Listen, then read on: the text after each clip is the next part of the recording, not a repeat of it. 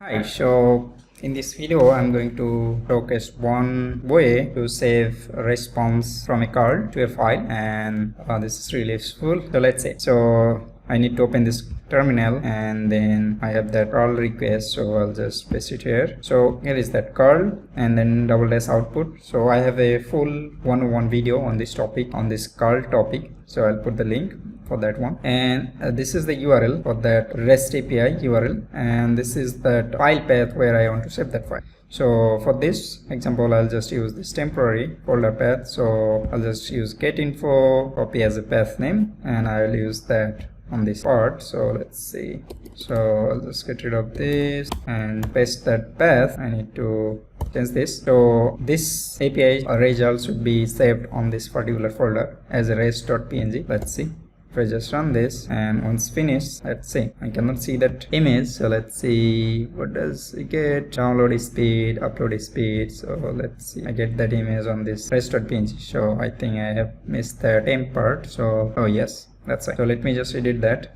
I'm not sure if we can do that. Okay, let's do one by one. So that should be slash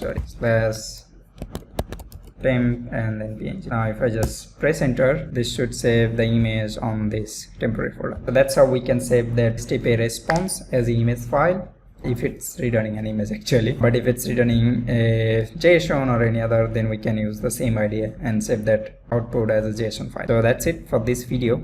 Have a good day.